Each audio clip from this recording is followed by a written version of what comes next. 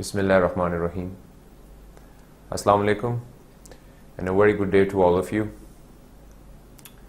If we talk about the previous lecture, dear students, we started from the traits and objectives of technical writing.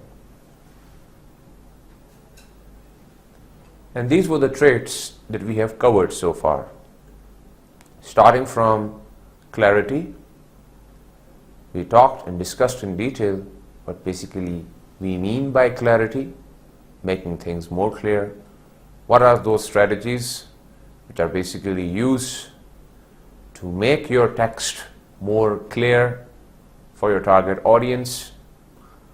Once the aspects of clarity were explained, we moved onwards towards defining what basically we mean by conciseness. When we say that a text has to be concise, what do we mean by it? And what are those strategies and what is that specific use of language through which we make our text more concise? And then we talked about certain strategies which are used, those tools. And once that was done, then we considered it to be complete.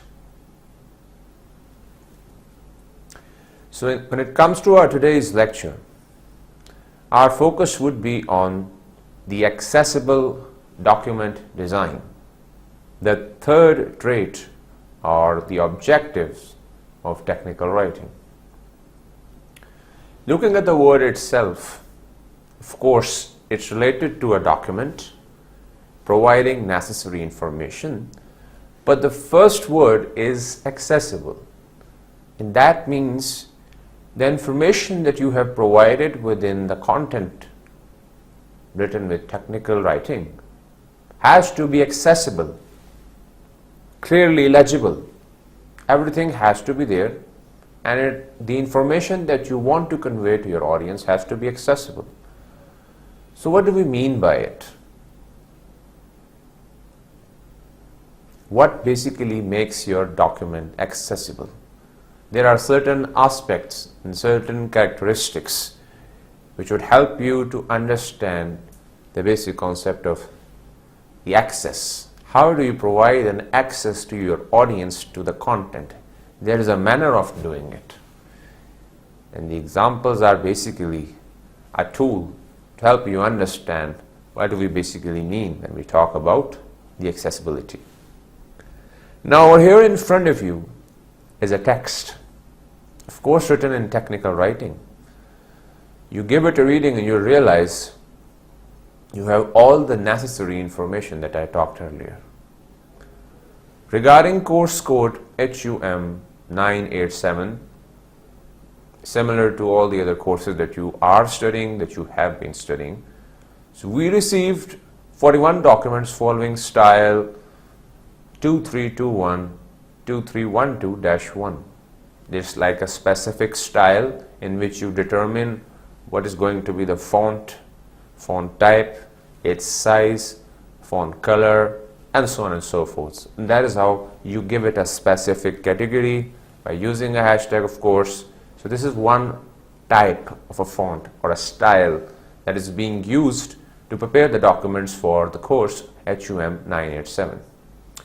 These were rejected, and for the same course we received 23 documents following style 2312. Then if you move ahead, these were accepted, 41 documents following style 23125 from the same course code. So you basically, if you continue giving it a detailed reading and analysis, you realize the information is there, but look at the overall manner in which the information has been provided to you. After giving it a reading, these are basically the things that you find and that you can extract out of it.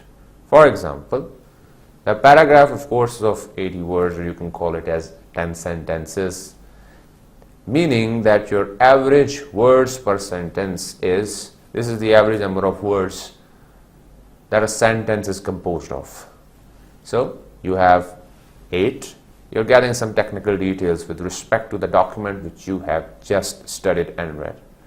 The text is clear,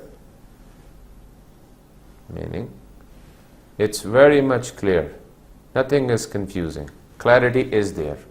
Why is it clear? Because the specificity is there within your document. It's specific.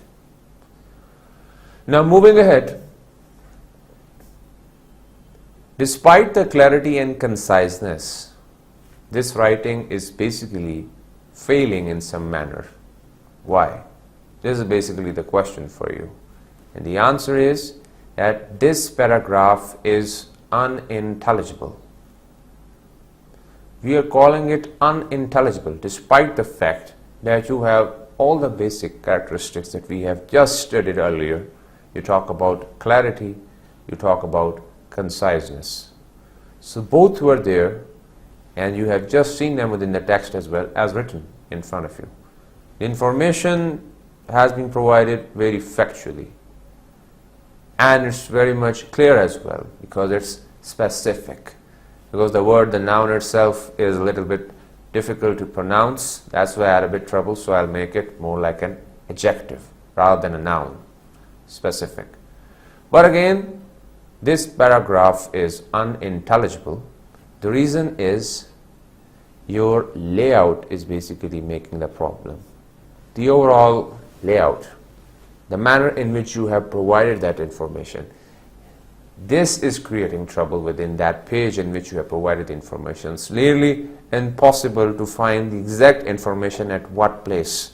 The sequencing, the order, the overall structure, it's not giving you the sense of providing accessibility to all the information which is there within the text. This is basically the access or the provision of access to your readers, which is missing within this document. I won't say it's not clear, I won't say it's not concise, but one thing is that it's not providing the access. The access is missing. Let's have a comparison. These are basically the things that you can apply to create accessibility within your draft, within your document. You basically use the highlighting techniques, and these highlighting techniques are starting from, of course, the application of graphics. You call them tables and figures. You have them here in front of you. In addition to this, this is also another means of developing focus and a proper layout within your document. Of course, I can't show you the white spaces because the overall interface of this presentation is white. So white itself is defining. You just properly arrange your text with the use of white spaces, and that is how you structure it. You give it a proper layout. If you move ahead, there are times where you have to highlight certain part of the text from the rest of it, and that is something which you do by making it bold. This boldness is going to highlight it, signify it, or emphasize it. So this is also another tool to create proper layout within your text or within your draft that you have prepared. Then, of course, we have discussed it, the use of headings and subheadings. Just revert back to my earlier lectures in which I talked about the significance of these headings. These are like the overall skeleton that you simply provide to your text, and this skeleton is maintaining the overall foundation of your report.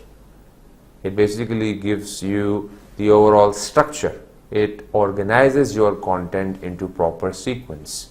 This is the point, and this is something that you get by the use of headings and subheadings. Then another way of creating accessibility is by making text in italics. There are certain moments in which you have to give a reference to some book. You have to write the name of that book, but to make it different from what you are writing on your own, that reference has to be provided within another font, or you can simply say that it has to be written in italics so that it may remain like a separate information that you are referring to. But that is not something that you have written yourself. It's a direct reference of the information for which you are providing the details afterwards. So that is basically the use of italics that you do within your document, and that is also something which has to be done sequentially to give it a proper layout. Then of course you have this significance when it comes to the underlining of a text. You see so many headings, so many subheadings. There are occasions when you see this underlining of those words and phrases. There are multiple documents that I see in which the subject is either written in bold or it's underlined. The basic purpose remains the same, to get the focus of your audience, and the audience gets the exact information once they know where the information you're looking for has been placed. So if you are making things bold, sometimes you are writing them in italics and sometimes you are simply underlining them, that means you are providing the proper focus and you are structuring your text and giving it the proper layout that would facilitate your readers at the end of the day. Right after this underlining, the next bullet is of course regarding the varied font sizes. So this is also very much important because you can see within the different forms of writing that the most significant and the most important headline or the heading simply is written in large font size. Then its details are provided in a font size which is a bit smaller than the actual size of that heading. And then if you are providing some further details, if some reader is interested to look into the details, not just skimming a text, rather want to scan it or to go into the details of the text, then you provide some additional text within a font size which is even smaller than the one which you have used to provide the details. So the details of the details are given a font size which is even the smallest one, and so on. This is the process in which you use varied font sizes. The example comes of the everyday newspaper that you get back at your home. Nowadays we also read the A-papers as well, but the purpose is just look at the headline and the size of it, and then you move ahead, you have its details, so the font simply gets smaller in size, and the rest of the details are provided in the very smallest font that goes to the next pages as well. But you get the idea that that is how you basically vary your font sizes based on the purpose, and once again newspaper is getting its proper layout based on the varied use of these font sizes. Once again, the element of boldness is also very much there, that the important headlines are made bold and their details are written in normal size. So there you have it, the general idea of how you are basically giving a layout to your document. Talking about some additional points, this was also one thing that I mentioned when I started the lecture at the very beginning, talking about the general report structure, and I gave you one sample as well in which different examples were there. But one point here to address is the use of bullets, because as I already mentioned, when it comes to your managerial readers or the ones who are in authority, who have limited time, have hectic schedule of meetings and sub-meetings, the point remains the same, that they just want to look into the executive summary or they just want to look into the major findings. If you are providing those basic points in the form of bullets, they would be able to follow your points very easily. But on the contrary, if you are making them read your text in detail, one paragraph to the other, from one heading to the other, they won't have time, won't be able to concentrate and focus. They won't be interested, and they might ask you to provide detail in some other style, and that style would be once again the application of bullets. So the first thing comes first. Of course, if you are using them at the very beginning of preparing your document and making it more accessible, it would be wise to apply the use of these bullets to avoid any inconvenience that you may face afterwards. Then talking about the number list, there are occasions in which one thing leads to the other. And if you are giving a stepwise process or a procedure, if you're talking about it, that is how I started analyzing something. I started with step 1, which is this, this and this. Then based on what I did, I moved onwards towards step 2, in which these were the things that I did.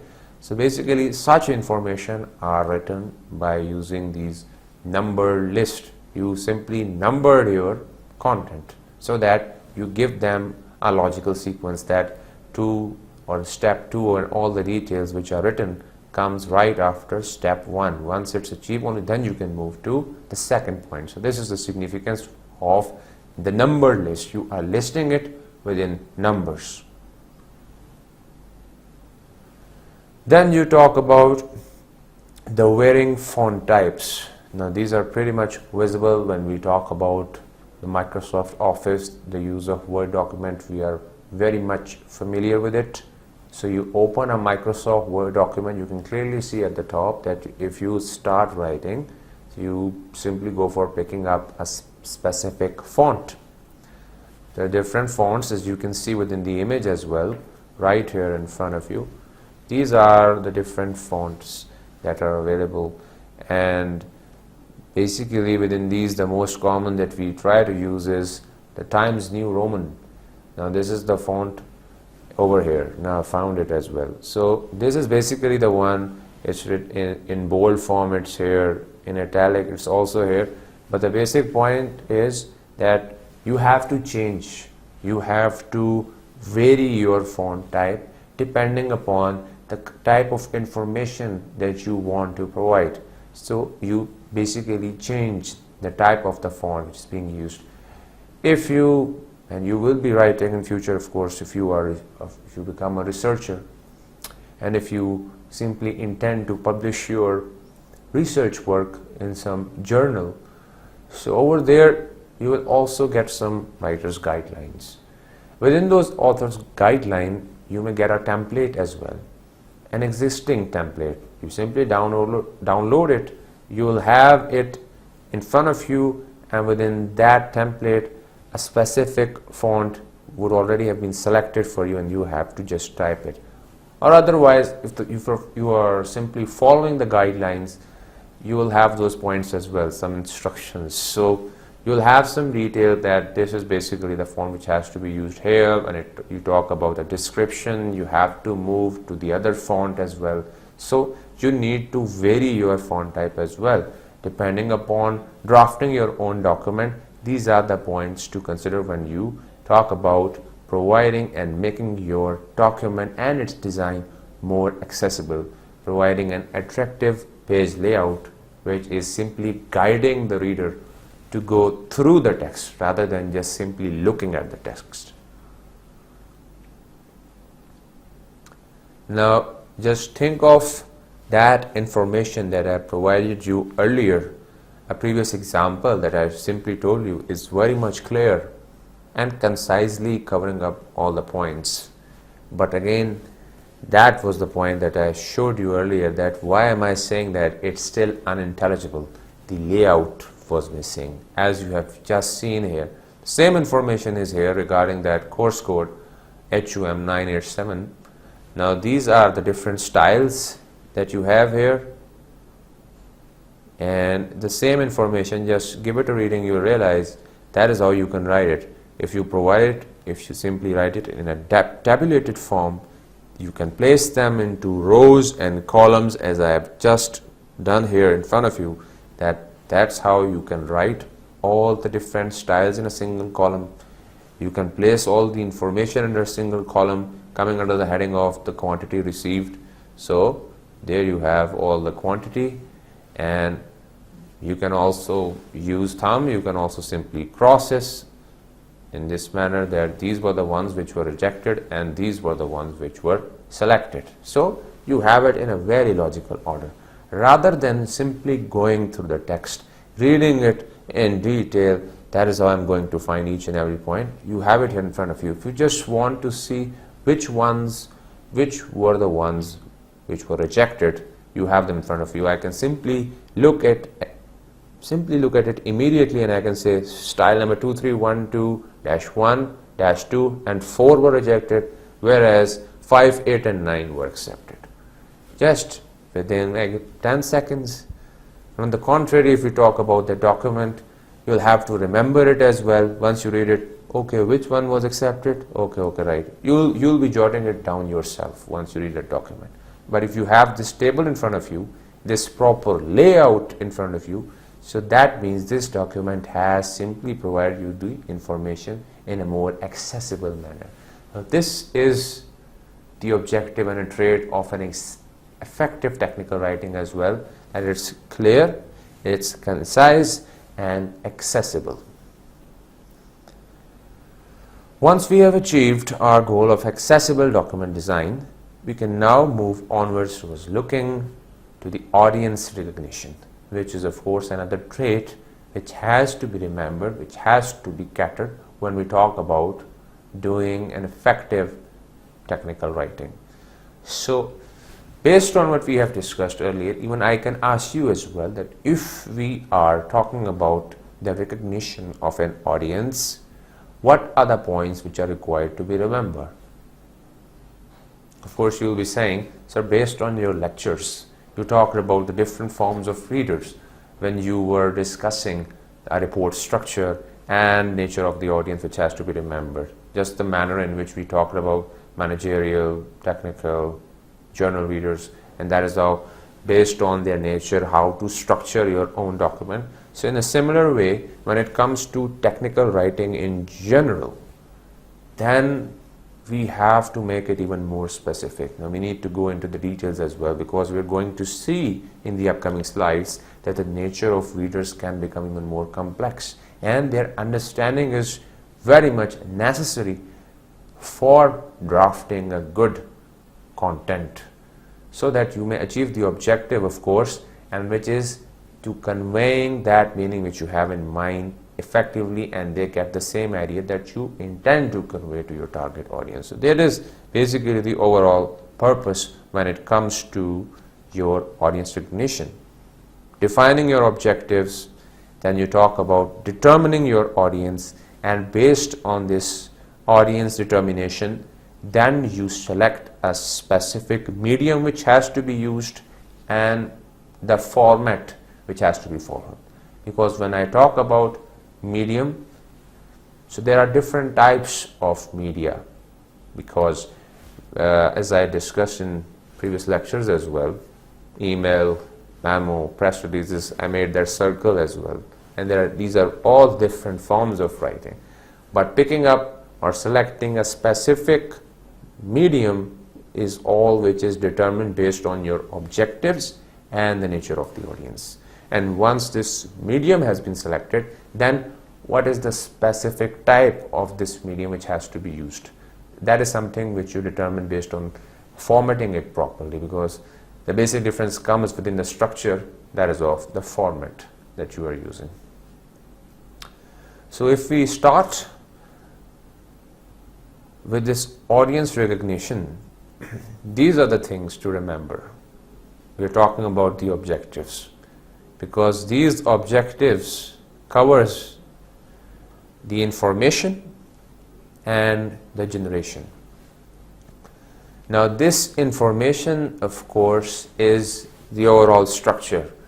The body which you have written for your audience is all based on some information, which is basically the objective to be achieved with technical writing.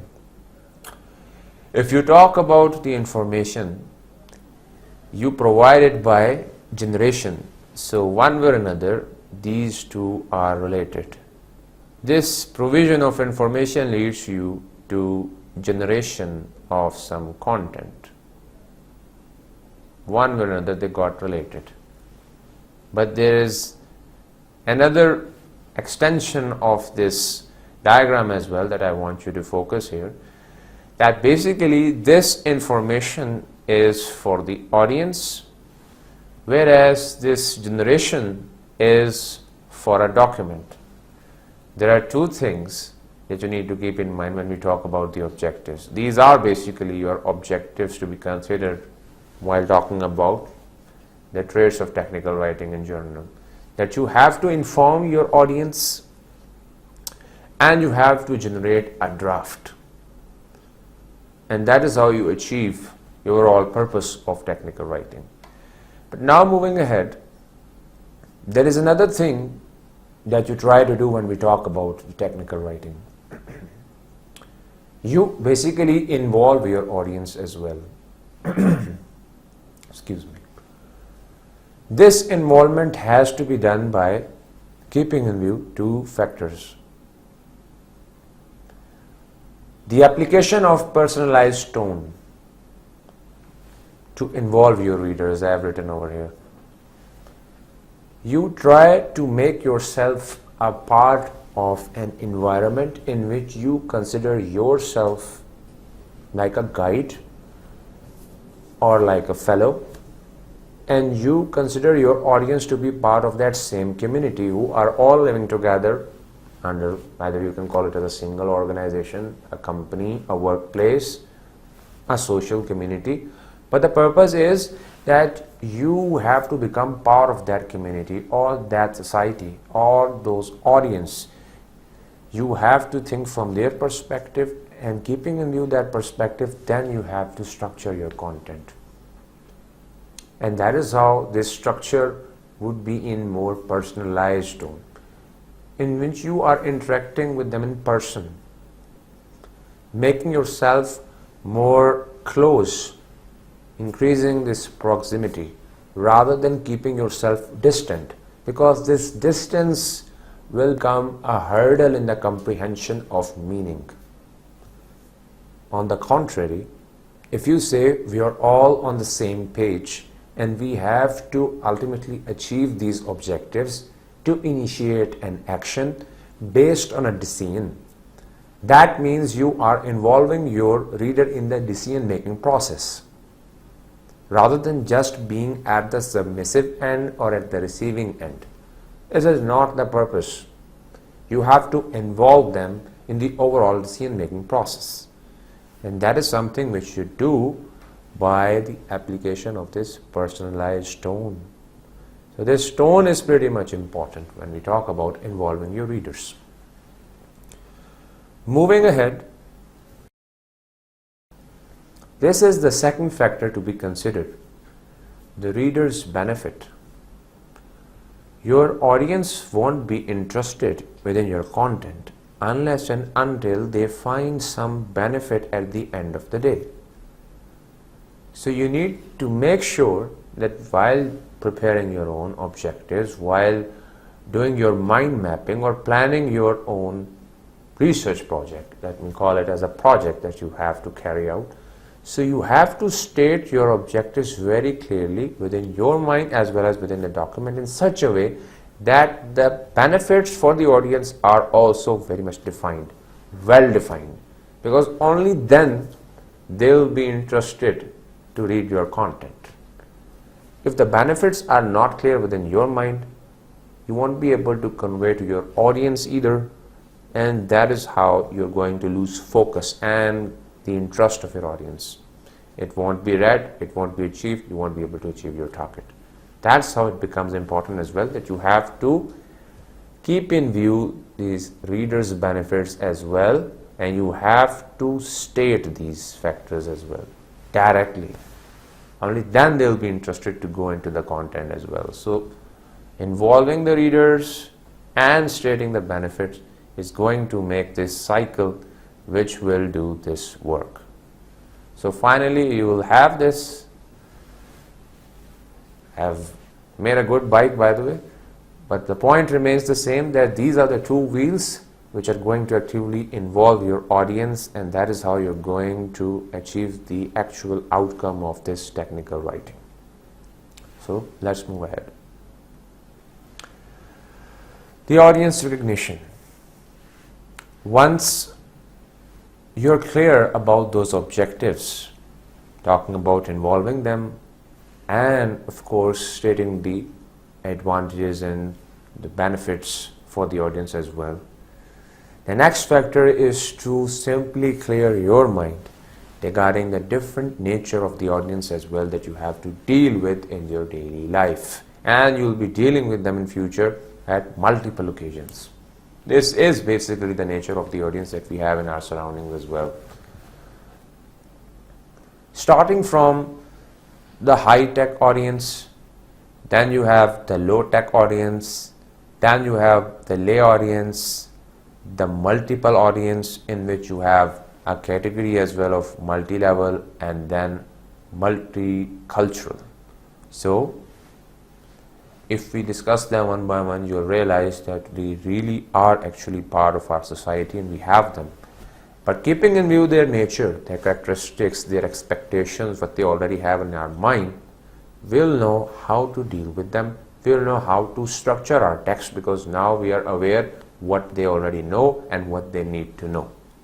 That is how you can become more effective when it comes to your actual writing. So talking about the high-tech audience, defining them, from the word itself, it clearly indicates that they are very much knowledgeable and well aware of the technical knowledge. They know all the technical details. They have all the facts and figures. They understand them very much clearly. So these are the audience basically who have this expertise when it comes to the sharing of technical information. They know how to deal with it. Looking at the definition as well so that you may remember it when you read it afterwards, they require minimum detail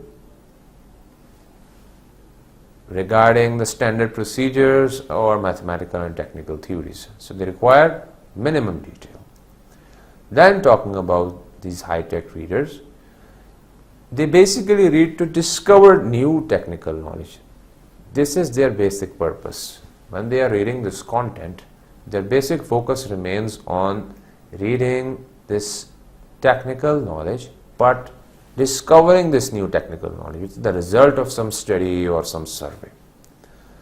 Then another thing which they do is they need little background information regarding a project history or objective, unless the specific subject matter of the correspondence is new to them, which is basically something which happens rare. Generally they are well aware of it. They are the ones who are most probably starting the project. But if there is some newcomer as well who really is basically aware of all these technical details and still wants to know how did it all take a start, so of course there will be a need of providing some background information as well. But in general, this personnel who basically belongs to this category are the ones who will not go into the details. They already are well aware of it. All those people who belong to this category, they simply require and seek the discovery of new technical knowledge. They'll simply seek those results. That is all. No need of background information. So based on these points, we can now look towards the characteristics as well, that they are basically, in your case, can be a peer as well. Your interaction with a peer would be the same as though you're talking to a high-tech audience. They'll have the same expertise in your department with same capacity in your company. That's why seeking just the results. No need of giving background information, because that is going to distract this category.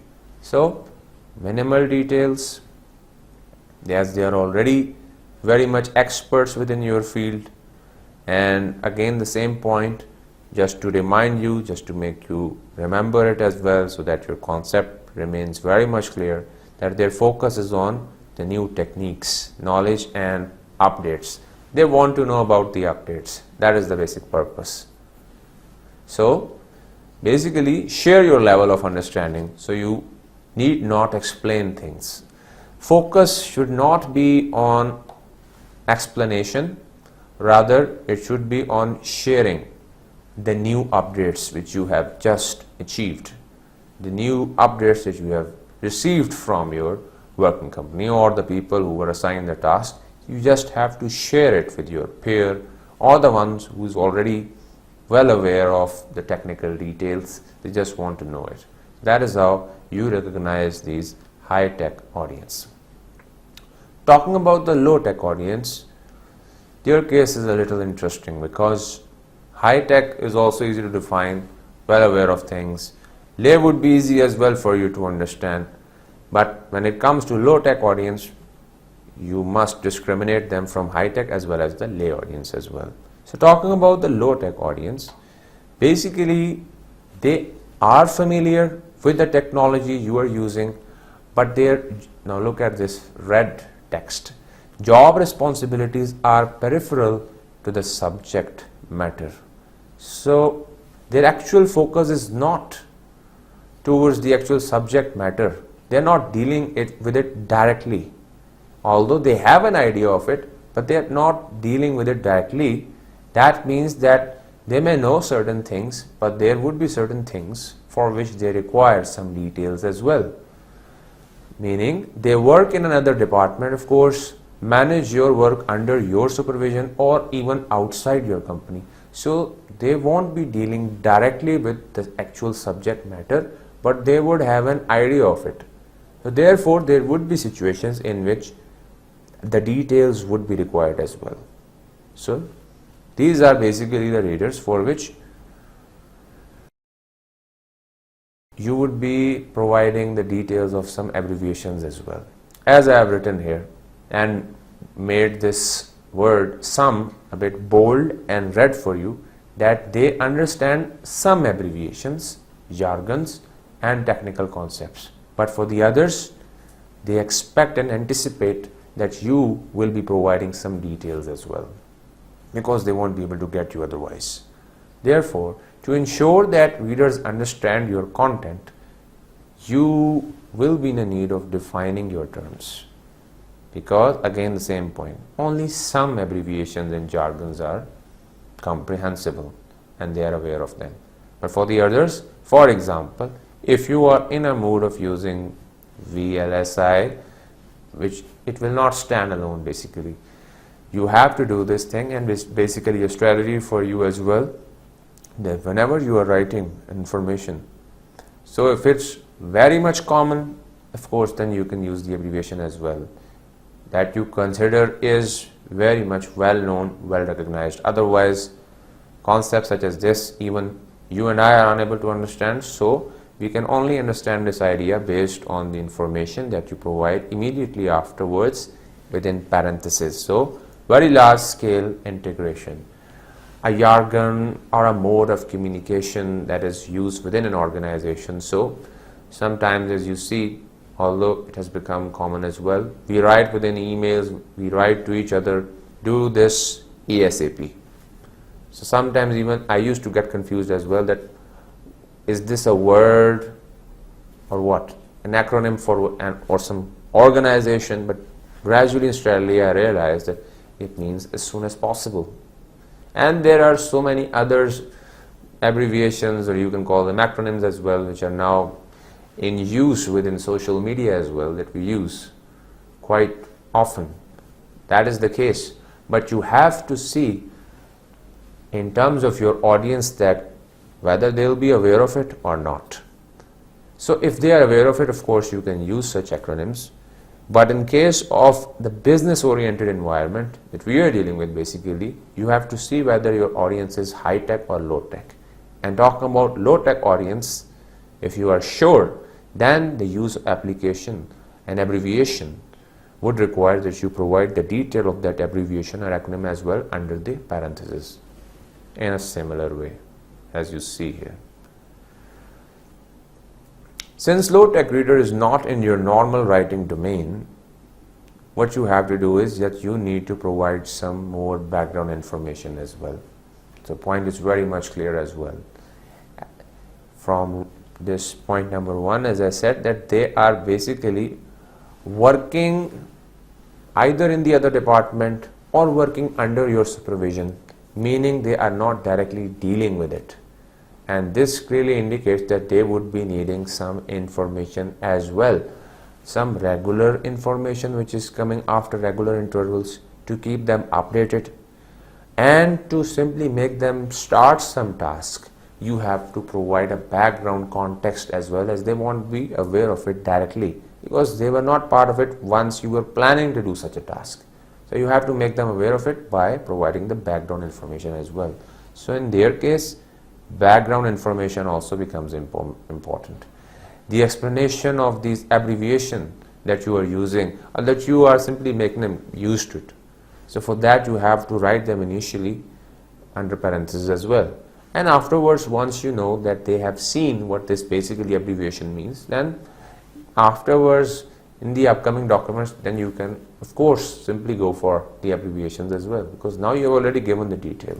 Even afterwards they ask such a thing, you can simply say, I already provided you the detail. So you can't ask me for that. Just simply refer back to the previous documents. I've already provided the detail. So this is how you have to keep in mind the nature of the audience and accordingly structure your content. Based on this discussion, we can now simply look at the characteristics. So we can call them as your co-workers working in other departments, for example, your director, or if you are the director, so subordinates coming under you. So they are not directly dealing. You have to communicate certain decisions via email or other mode of communication. And if you have to talk, so you have to use a proper channel as well to simply communicate something to higher authorities and the concerned personnel. Talking about the second characteristic, familiar with the technology you are writing about, but their job is different. And this difference would simply lead you to provide some background information as well. It can be an introduction as well. So giving them a background means that you have to provide a detailed introduction so that they have this basically idea about the task which is supposed to be performed. Then you talk about another important factor or characteristic, that is that they are familiar with the subject matter, but once again, as I talked earlier, that you have to define certain technical terms such as jargons, acronyms, abbreviations. They will be aware of the subject matter, but the upcoming terms that you will be using for the interaction, for the communication, you have to first make them get used to it. And for that use, you have to simply do this. If we talk about concepts, you want to use this, but at the first place, immediately you have to, let me make it small for you, you can simply say concepts, then you simply write institute, and that is how you simply provide of information technology. But the purpose remains the same, that you have to provide these details within parentheses. And once you have provided these details, then you can, within your upcoming document, simply write CIIT. And they will know what you mean by it. Now coming towards the lay audience. Lay word itself is pretty much self-explanatory, and even if I ask you to define what's lay audience, you would be able to do it. But to give you a general idea, being unfamiliar with your subject matter, they won't understand the use of technology that you are dealing with. So what you have to do is that you have to write simply. You have to keep your language very much simple when we talk about dealing with your lay audience. Certainly, if we talk about the second point, they do not understand the use of technology or the working environment, so they will not even understand these jargons or abbreviations as well that you will be using. So the basic point of mentioning this application of jargon or abbreviation is that you have to avoid it. You can use it easily in case of your high-tech audience. If you want to use it with your low-tech audience, you can use it, but first you have to provide the detail of that abbreviation within parentheses, and then you can move towards using them afterwards. But in case of your lay audience, they don't have a background, they don't have an idea of what you're dealing with, but still you want to convey that information. Kindly, it's the good thing is to avoid the use of these jargons and abbreviation. So the third important point is once again the same. As they are lay, therefore you require this background information as well. If I am a lay reader, I would be expecting that you simply start from A or start from point number 1. Simply tell me the context. Why is this thing happening? What's the basic purpose? And then come to how do you want to do it. This would be something I expect from you. And whenever you will say some ASAP or certain other abbreviations, I would simply stop you and say, what do you mean by that? So even when I saw this abbreviation for laser, although we use this word quite often, now the abbreviation itself is more common than the actual word that it stands for. So this is also another occasion, this is also another situation in which the abbreviation becomes more common. So if your lay readers are more familiar with the abbreviation, of course you can use it, as I mentioned earlier. Talking about the word laser, which just struck in my mind. Light amplification through stimulated emission of radiation is basically a laser. But I feel so comfortable saying simply the word laser. But if I say in front of a lay audience, light amplification through stimulated emission of radiation, will simply say, I have no idea what you have just said. Can you just say it again? 3 question marks would be there over his head. But the point to convey is that you have to keep in mind your lay audience, the nature of the audience, whether they are aware of that abbreviation or that jargon or not. If they are aware, of course use it. But if they are not, then of course provide details of everything. Keep yourself simple. Focus is on simplicity. The more simple it is, the better it would be for the audience to understand. That's the point.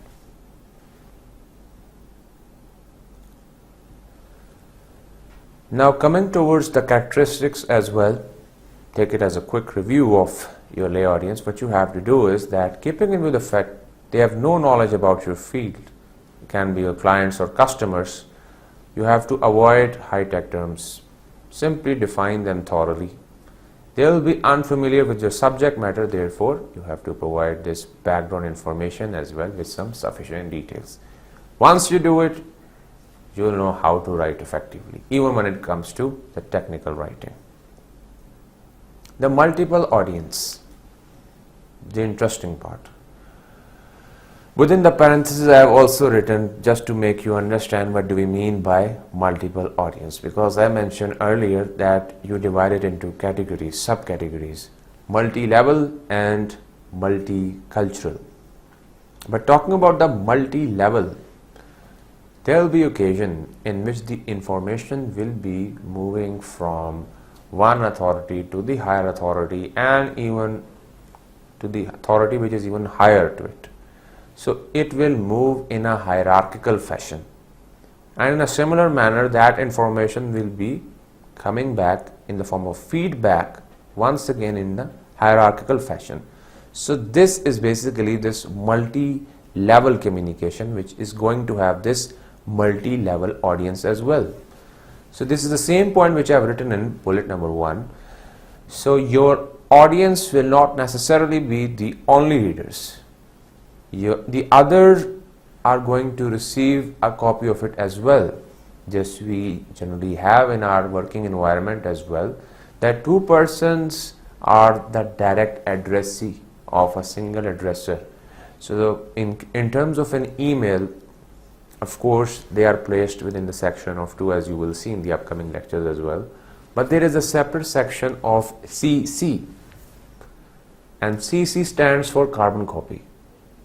And under this section you place the names of the other employees who should know the information, but it's not expected from them to give a response.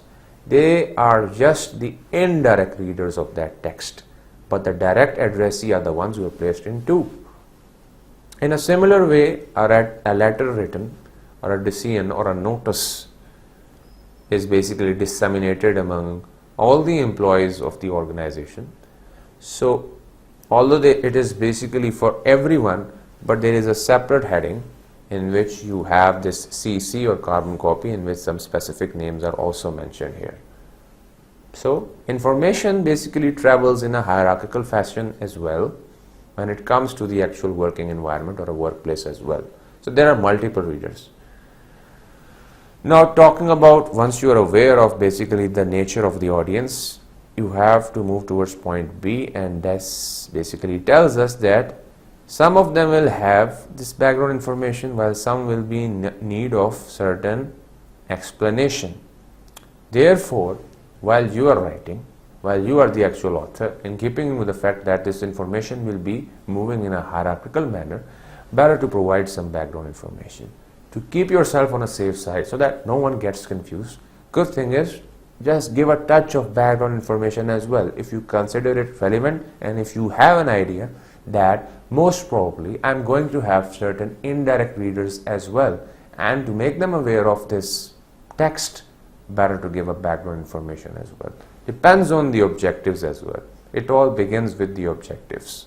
So that is how you can structure your content.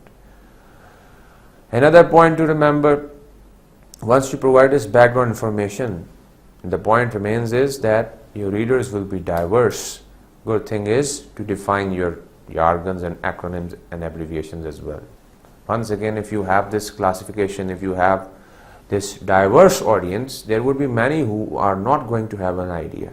So the best thing is to simply define your jargons, just to make them more convenient when it comes to reading your content.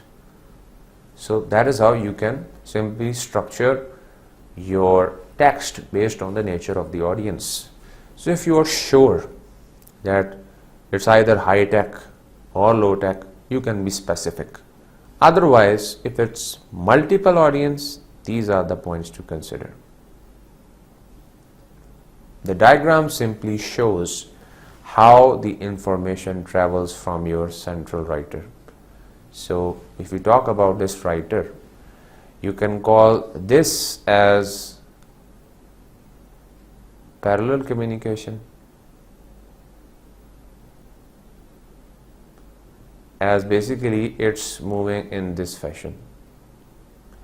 You talk about this as this is upward communication. Supervisor, manager, and finally moving towards the CEO or the executive officer. And from this writer, if it's going downward, that is also another thing. So upward communication, downward communication, parallel communication. So if the writer is simply disseminating the information among all, the information has to be simple with limited use of jargons, and if you really want to use this abbreviation, you'll be providing some details as well. And of course, the provision of background information will be expected from you as well. The multicultural audience. This is also an interesting category as well to be well aware of and to understand. If I give you the example of the United Nations, a very big forum in which the representative of different countries assemble together for a session, there is an agenda, they have meeting, they have different divisions as well, they have this general assembly in which they all assemble, and then they have the basic point. It can be nuclear proliferation. It is one basic topic that they are also discussing quite often. This is the focus of major countries, that we have to simply avoid this nuclear proliferation to keep our planet safe and green. So it's basically a forum in which the representatives of different countries are assembled, and within each country, we are well aware, they have their own norms, they have their own cultures, they have their own traditions, their own expectations, and these cultures are also reflected by the use of language. These traits if there is a specific subject within this arts and humanities and social sciences which is known as linguistics, a scientific study of language, in which the linguist basically analyzed the language differences, and one word basically means one thing in one country, whereas the same word could have a separate meaning when it comes to the other language. For example, giving you this example of the concept of Santa Claus. We are aware of it because we watch it in cartoons and all the animated movies. So if I talk about this word Santa Claus and its concept, of course you will find it in English as well. But if a person who has no idea about the English language, who is a speaker of Urdu, let's suppose, so there will be no other way just to make him realize what basically this concept of Santa Claus is, because he is not aware of it. There is not even a word for it as well. You simply borrow that word of Santa Claus and paste it here if you have to really write a text based on this Santa Claus within Urdu. This is one example. So these cultural differences are also there within the language as well. Therefore the point is, you have to structure your language in such a way that these cultural differences, cultural identities are not highlighted and not affected, to simply avoid the relation of this deteriorating the relations of different countries. That is not something that you should take as your objective, and that is something to be avoided as well, that the cultural of any country is not ridiculed when it comes to the meeting or the assembly of different cultures. So if your audience is based on different cultures, you call it as a multicultural audience. So basically, in case of your business setting, what you have to do is that you should have a business-like tone, business-oriented tone. You shouldn't be too authoritative, maybe in terms of their meetings and the culture, the tradition they follow. This authoritative tone is considered negative, even more negative than the one which you simply consider in case of your environment. In general, we are talking about our context in which the use of authority is something needed, that you really want to show that we have to be directive. But when it comes to a multicultural audience, they already feel that they are not from your community. Therefore, how can you simply expect to be directive towards them? So the good thing is to just have a business-like tone, that you mean business and that is all what you want. Then another point over here is that you shouldn't be too authoritative, since upper level management might read the memo, letter or report as well. And what if that upper level management belongs to another culture? So again, you're going to have some consequences as well. So to avoid it, basically the focus should remain on the business-like tone. Again, some points which are directly related to your multicultural audience as well, that they might be aware of them, they might be not. Good thing is to define your acronyms, avoid your jargons, distinguish between nouns and verbs, because they may be aware of it, they may not, depending upon the cultural diversity. Watch for cultural biases. Once again, that point that I started from, because it's the most important focus which should be there in your mind while you're dealing with your multicultural audience. Again, while using slashes and marks, they may mean something when it comes to writing. Therefore, you have to be very careful while using them. Again, avoiding humor and puns, because the audience has different expectations. In a business setting, they may not expect from you to come and to reveal and to simply share something with your sense of humor. If you are simply saying that you mean business, it has to simply be achieved under some good terms and conditions, by keeping and maintaining a formal environment. Where you get a space of sharing humor, of course you can. But in case of a multicultural where you are not aware of the norms and traditions, of course the good thing and the rule of thumb is to simply have a business-like tone, be formal, achieve your objectives, define them clearly, explicitly, by avoiding, of course, the use of humor and puns to distract your audience as well. Then, of course, when it comes to your writing, you have to leave space as well for a translation as well. Talking about the General Assembly, of course, this is the environment, the forum which comes in my mind. They always have a headphone. One person even speaking in English, there are different interpreters who are translating within their own native languages so that each and every representative may know what that person or that state really wants from us and what that state really wants to address before the target other countries. Then, of course, this point is also very much related with this one, that the use of figurative language is not certainly acceptable. It doesn't look logical when we talk about a working environment, a business setting. We are not trying to be revealing ourselves to be a creative writer. Our focus is business.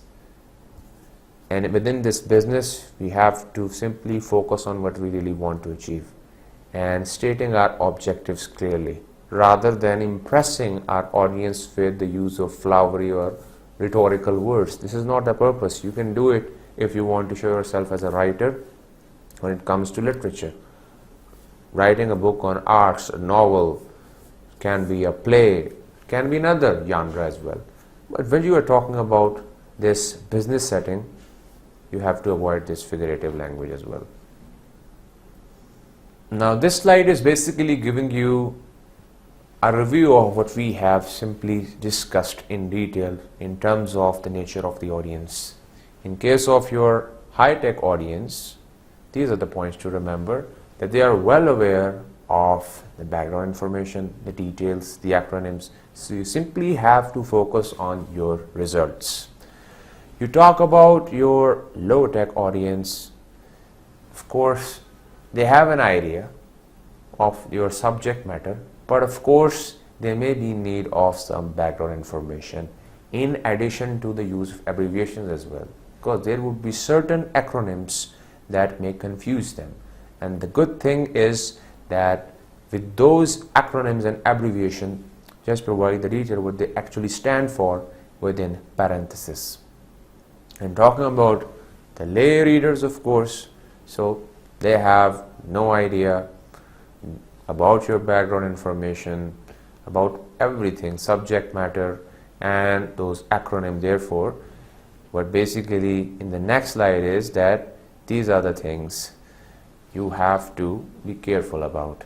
And we have some examples for you as well, that if a medical doctor is writing to another medical doctor, he's aware of the fact that he knows all the terms, he knows the background information, and if I use any acronym, you'll be able to understand. Therefore, I can simply talk about the results.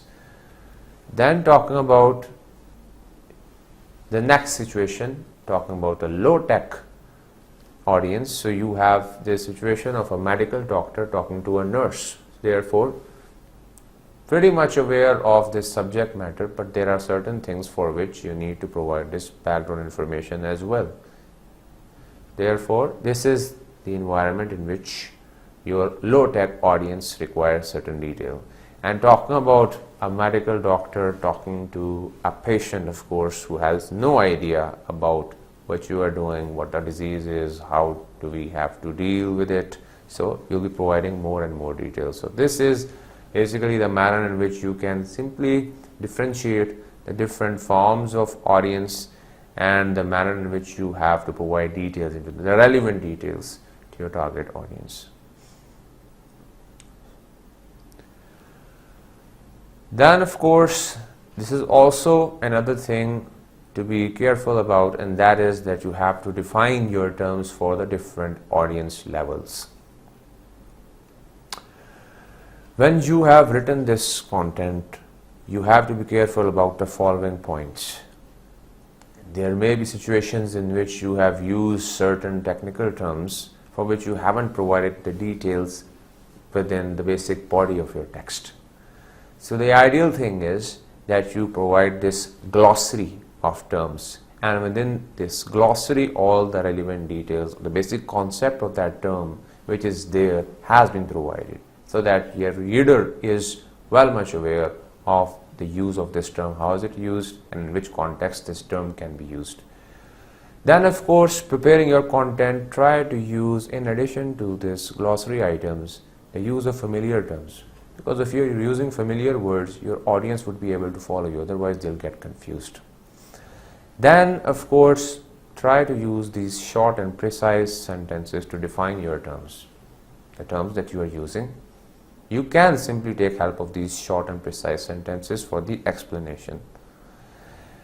There are occasions in which you have to provide some extended definitions as well for explaining a concept. If it's more technical, of course, you would be requiring to go into the details. So therefore, over here at this point, explanation can be useful, and you can simply provide it in the form of an extended definition. This is also very much important. You see it as well. For example, if this is a book page, you have this text. Over here you have text written in short. I'm using this because this text is basically written in short, and that's why I've written it in another color as well. Now this information, which is basically coming at the end of the page or the bottom of the page, is basically known as the end notes, because those terms which you have used, these terms which you have used over here, they require certain explanation, and these explanations are provided over here. So there you have it, the use of end notes within your content. And there is occasion as well, for example, if you are having this electronic communication, so within a window, this is also a possibility that you click on a button and a pop-up screen would appear to provide detail of the meaning of that term which you have used. So there are different modes in which you can simply facilitate your target audience, but the basic purpose is to facilitate your audience and structure your content accordingly.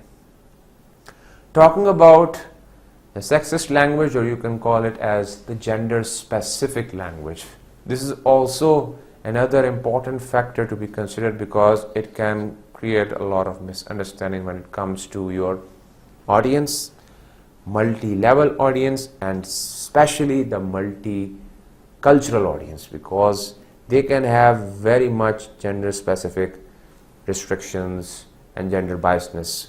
So to avoid it and to keep your language, which is basically the focus of technical writing, impartial, objective and neutral, you need to avoid the use of these gender specific terms as well. Talking about this first point, is very important, that never refer to women as secondary, and you cannot even ignore them. Of course we shouldn't, because we together form this society.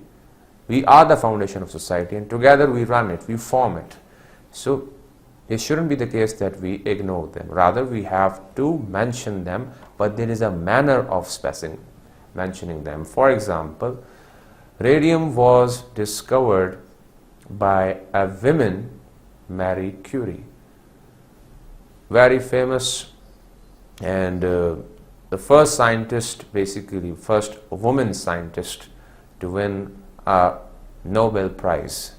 So over here there is a purpose of saying the word women, because I really want to highlight the fact that she was basically the first woman to win a Nobel Prize, and then talking about being the first person of winning 2 Nobel Prizes. So this is basically the significance because of which I have mentioned the word women. But if you talk about in general within your own environment, you do not need to highlight this point that by a woman, Marie Curie. Rather, the more unbiased use of language is that radium was discovered by Marie Curie. So that means that you have simply said that it's a big achievement by a big personnel, rather than calling it that it was done by a woman.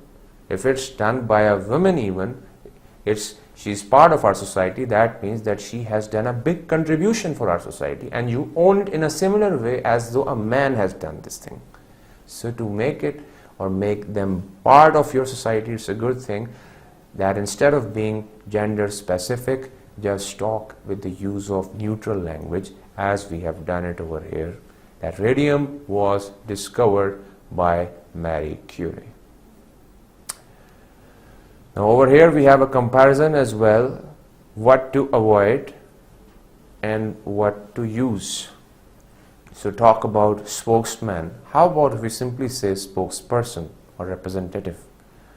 Talking about manpower, how about if we simply say staff, workforce or human resource? Chairman can be simply replaced, as I also hear within my own surroundings as well, we simply say chair department of social sciences or chair department of humanities, faculty of social sciences. So although we can simply highlight this thing by saying chairman, but it would simply convey a negative meaning, and therefore we have to keep it gender neutral, and you can simply do it by the use of gender neutral language, as at the bottom of this example as well. Man the counter, you can simply say staff the counter. Why highlighting this thing by mentioning the word man? Use the word neutral because on this chair, man and women both have an equal chance of being at a seat. And this is going to give a positive impact to your target audience, that they recognize the contribution of both genders rather than making it more patriarchal or dominating when it comes to the talk or discussion about men. So there you have it, this distribution of your audience. Just simplified it in a similar way.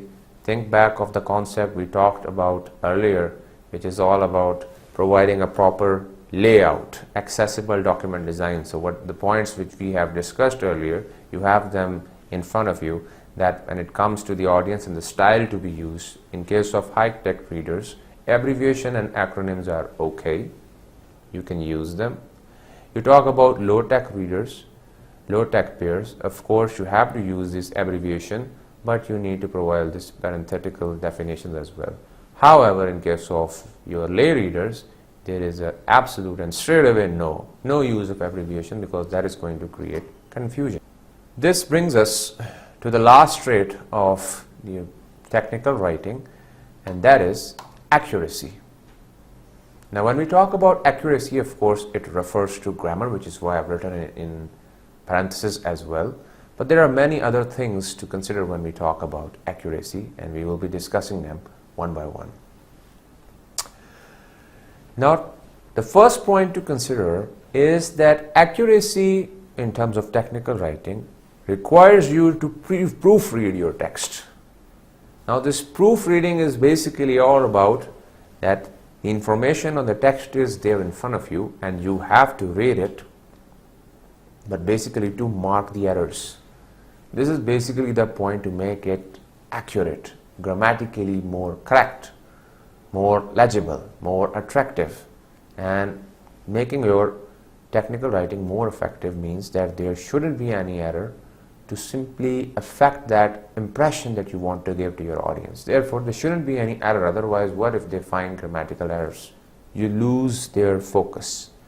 That's why there are certain tips as well that I want to share in front of you, that when it comes to the tips of proofreading, you can either give it to someone, because this peer-to-peer review is going to give you better results. They'll have certain better suggestions for you. Use the delaying approach. This is also very important, because when you delay something, the significance or the importance that you have of this content today will be lessened with the passage of time. And gradually, once after certain days, if you reread that content, you will be more objective. You won't be that emotional towards your written content as you are today if you have written it just 1 hour ago. After a couple of days, you'll be more relaxed, and then you'll be more critical towards your writing, and you'll be able to mark errors. You'll be able to find them.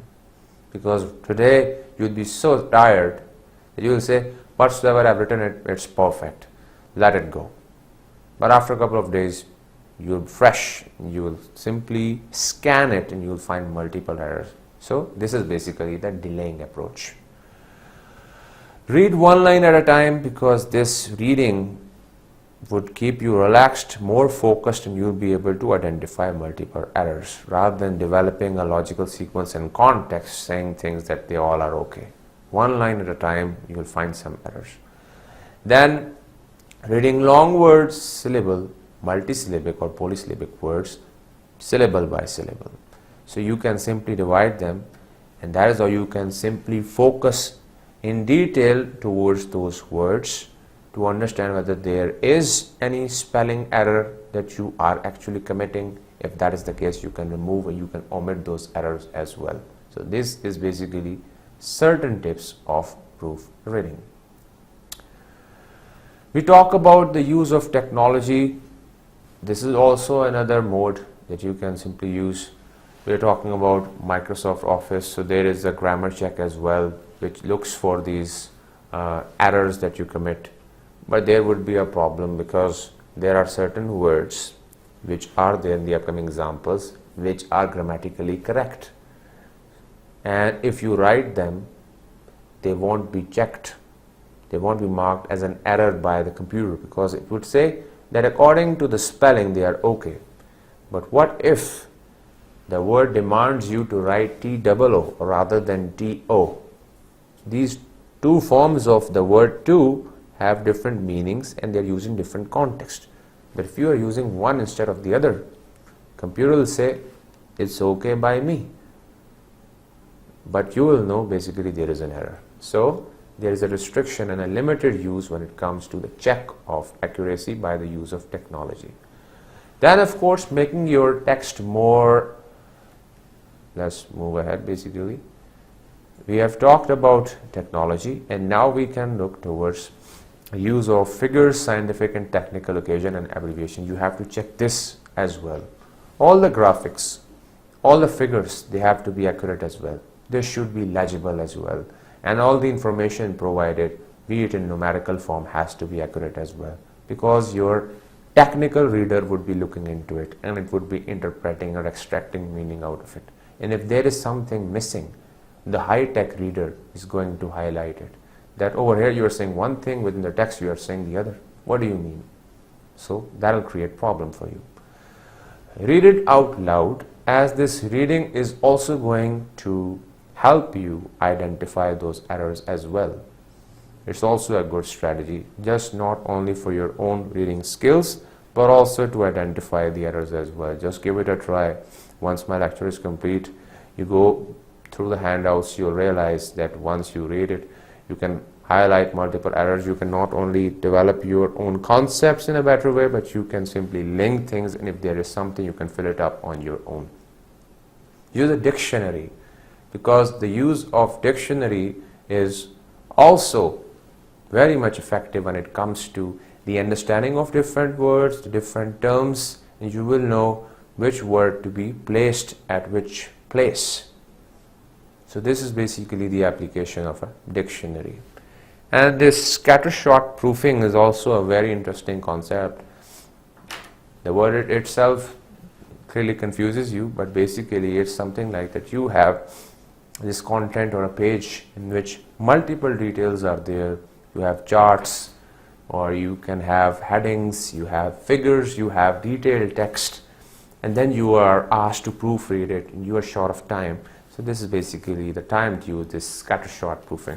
You look over here, tables, you look at the figures, look at the text, look at the diagrams and pie charts, and if there is anything you are going to mark it. These require some rectification, otherwise you'll simply say it's all okay, just the way you have a tick on the right of the screen. This is basically scattershot. You simply place your shots in a scattered way to proof the text. Proofreading the text in a scattered shots manner is basically scattershot proofing. So this is the basic concept if we talk about this scattershot proofing technique. Now talking about how developing accuracy within your content. So this spatial basically means, and the example is also here for you to understand, that you have to provide details regarding the use of an object. You have to describe it. For example, if I say that I have to define and talk about this laptop, So after introducing this laptop, what it basically does and what's its use, then I'm going to start from the screen. Then I'll move towards the keyboard. After opening it, the first thing that you see is keyboard. Then you have this mouse pad, then the different keys that you have. But the basic point is that you move in a logical sequence. You organize it in the way as you see an object, and then this sequence is going to help you to understand the meaning of your content. So that object, first how you look at it, then how do you see it from left to right, top to bottom, develop a logical sequence, and this spatial organization is going to make your content more accurate. You talk about the account of events, the manner in which they happen. If you are telling them chronologically, they are going to make more sense. They would be looking more sensible to your target audience as compared with telling one thing which happened later and you are telling it at first, and then telling something which happened at the first place at the very end. Things would be coming in a very haphazard manner. Best thing is to place them in a chronological order, as we have something happen at 1:15, then 1:17, 1:20 and 1:35. So understand the significance of a clock, because that is how the globe moves and the sun rises from the east and sets at the west. So that's why we have this timer and we have to follow it just the way our globe follows it. Our earth is following it to simply raise the sun and sets it. In a similar way, you have to understand the significance of time as well to organize your own personality and your writing. Then of course we talk about the importance. Importance is also very important, because you have to place the most important thing first, then the thing which is a little less important compared to the most important, and then you move from less to least. This sequence is also going to catch the attention of your reader and would make him feel that the information is in every sense accurate and organized. So this is another point to consider when we talk about developing an accurate document through technical writing. For example, talking about an inaccurate data. You look at these bullets and tell me, is there any grammatical error? Miscellaneous ideas, questions from the audience, refreshment, then we have location, subject matter, guest speaker. No error. I don't think there is any error into it. Still, there is a no. There is a reason. Now, over here I am calling it that this is the correct document because there is a reason. Again, the point over here is that you have an order, an accurate order of these events in which they are supposed to happen and in which they are supposed to be placed within your document. Of course, within a document, everyone or even your reader would demand a subject matter at the very first.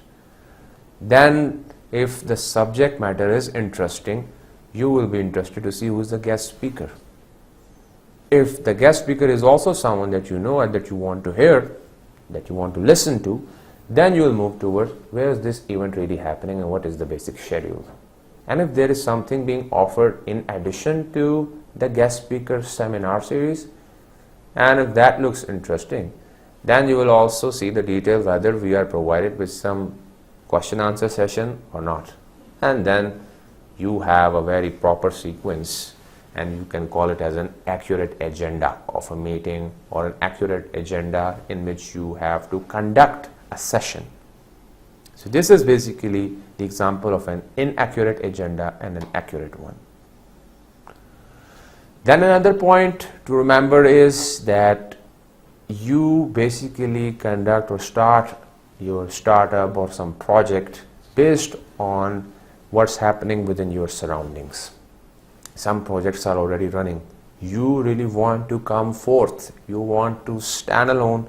You want to stand high based on something which simply makes you more prominent and brings you into the limelight. This requires you to be more accurate, and this accuracy would come from a comparison and contrast with what's actually happening within your surrounding markets. As you see over here within the figure as well, that let's suppose you are here. You want to be more stronger in position and you want to take him over here being lighter. So first of all, you require this comparison as well. You need comparison with the other companies, with the other firms who are working on the same project. And based on those comparisons, first of all, you have to introduce certain similarities. The similarities that you have in common with all those firms, companies or projects or organizations who are already working in a similar task. And that is how you first of all establish your foundation. You lay your foundation in this way that we are similar, we are doing the same thing as the others are. And now the next level of accuracy is to move towards the differences. You have to show them, show your audience how you are better than the others.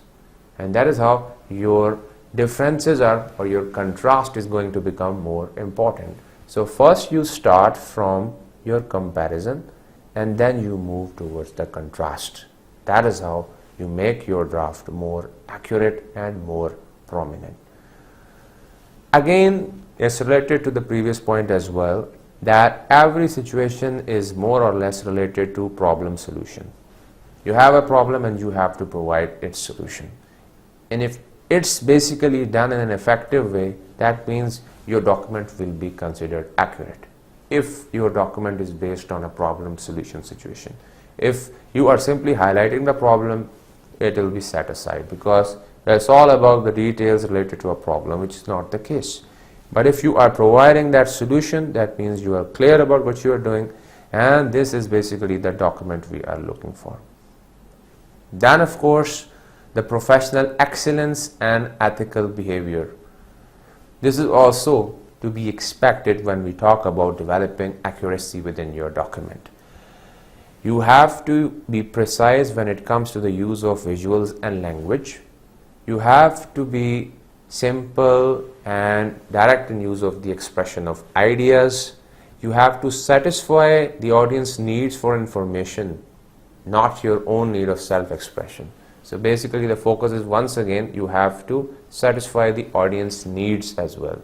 And you have to hold yourself responsible for how well your audience is understanding your message, and respect the work of colleagues as well. So these are certain points to be considered when we talk about the professional excellence and the ethical behavior that you have to show and reveal when it comes to developing your document in an accurate manner. This is also another, you can call it as a pilot testing as well, that you have to test what you have developed over an audience, which would be an anticipated target audience. Let's suppose you have prepared a draft, and based on that draft, an audience has to perform a task. You give it to them and you simply analyze after this task has been completed whether all the steps and procedures have been completed or was there something missing. Now these results of the pilot study are going to be the factor which will determine whether you have simply developed an accurate document or not. Because if any of those steps which you have provided within your document, if any of those steps were not comprehended, not understood, it would be missing, and the desired results won't be achieved. That will simply lead you to the fact that my document is not accurate, therefore I have to make it more accurate. I have to draft it once again to avoid those errors which have been committed earlier. This is the importance of the pilot study or testing it with your intended readers. You have to carry out that process. You have to circulate it. You have to start it once as a pilot study and then do the actual task once it has been tested and verified. So this is like a review of the point which I mentioned earlier, that if you talk about the computer spell check, this will be the problem, because your computer is going to simply say form and from are same. They are like, if they are being used, it's okay. I won't highlight them as it's an error. 2 and 2 would be the same, except and except will have the same scenario. But you will be the one who's going to determine whether this is the actual vocabulary which has to be used in this specific context, or are we supposed to use the right word at the right time. So if there is something missing, you will know how to do it, and this is the importance of your own contribution by the use of these other points that I mentioned earlier. Let it sit for a day of weekend. This is basically the delaying approach, that if you simply keep that document aside for a while, and after, you can call it a day, you can call it a week, but if you give a reading to that document, you will be more objective towards it. That personal element of attachment would be at a side, and you will be more neutral towards your error, so that you may come out with an accurate document at the end of the day. This is basically the delaying approach that I have written over here. Then of course comes the importance of peer evaluation, reading aloud and reading it backwards, because this backward reading is going to break that link of a word with the upcoming words as well, and you will look at those words individually to know whether they are written correctly or not. If there is anything missing when it comes to the grammar, you will know how to correct it. So this is the summing up of all the traits in technical writing, provided you within a single chart for your own convenience. When you look at all the points in an organized form in a single page layout, you simply say all that lecture is a bit boring. How about if we simply have this layout and place it in front of us, and we have all the information that we require. So this is the significance of a layout, accessible document design, that I have provided you at the end of the lecture. And if you give a reading to it, you will become a master of all these 5 traits of technical writing.